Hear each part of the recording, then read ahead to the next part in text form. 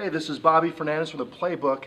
I'm sitting here with the Don, Samuel G. Mustari, sports reporter for the Greeley Tribune, and we're just literally moments away from the start of the semifinals here at the state wrestling tournament here at Denver's Pepsi Center. But before we jump into the semifinals, Sam, you know, we're about a day and a half into this tournament, maybe a little bit past the midway point. We got through a couple rounds of the championships, some consolations. What has stood out in your mind in terms of some of these wild athletes that are here at the Pepsi Center? I think what really has stood out, Bobby, is the fact that there's so many that are still active, whether they're on the championship side or the consolation side. A lot of times by now we'll have probably a majority of kids who have lost twice and been out, but there's still a lot of kids that are competing, and the number of semifinalists almost blows me away. And you know, speaking of competing, I mean, Windsor right now hanging tough in the team standings. Of course, them and Pueblo County battling out for second and third. Still a big gap between those two teams in Pueblo East right now. But has it surprised you knowing that Windsor came in shorthanded? Vance Vombauer, one of their better point scorers, blew his ACL out just a couple weeks ago. Has it surprised you the way that Windsor's stuck in there in the top three right now? No, those kids are seasoned. They know what they're doing. They know how to perform. They may not ever admit it, but they know in their minds that bonus points are what's going to keep them in the hunt. Tech Falls, Majors, and Pins are going to keep their points up, and I think they've produced that. And you know, they're three biggies: Will Vombauer, Dominic Serrano, and Isaiah Salazar. And I'll call Isaiah Salazar. He's the four-wheel drive guy of the bunch. That guy is just power, and you know, I expect bonus points from him every time he wrestles. So if the other two come up with bonus points, it's a big plus. But they've got others in the semifinals too. Are they in the hunt? Yeah, but realize that Pueblo East is not going to sit there and wait for people to catch them. Pueblo East has got plenty of power still left on the championship side, and they're making a statement right now. And I guess tonight is when everybody makes a statement, because the semifinals, to me, in any tournament, high school, NCAA, whatever, are the biggest round of any tournament, because everybody leaves it on the line in the semifinals. Some guys leave it on the line in the semifinals just to get to the final. Even that's probably the more important match. So this is a huge round coming up tonight. And you know, Sam, to your point that you were making earlier, plenty of wild athletes in the semifinals. I think we're talking over a dozen.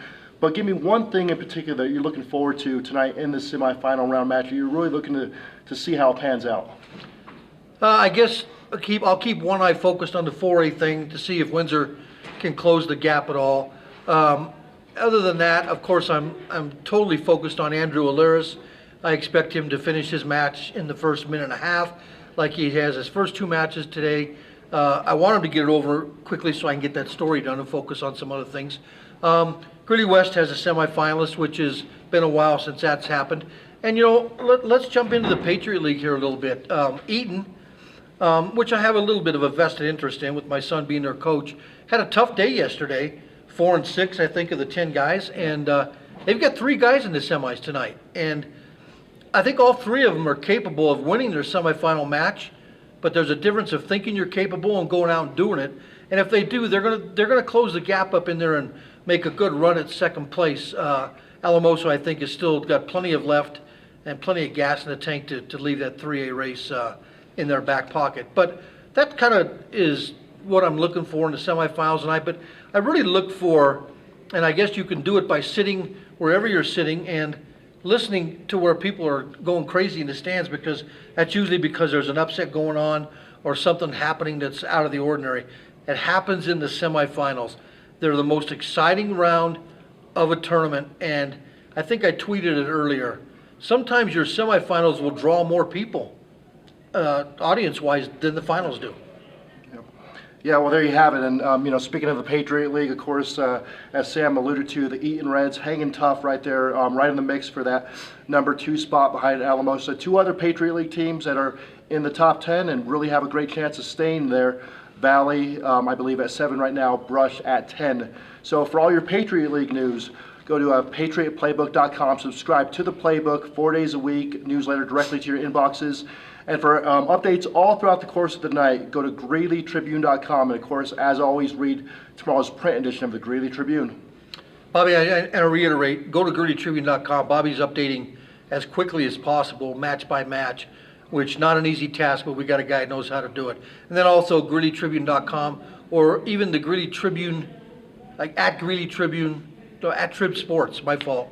Our website to tweets. We'll tweet as much as we can.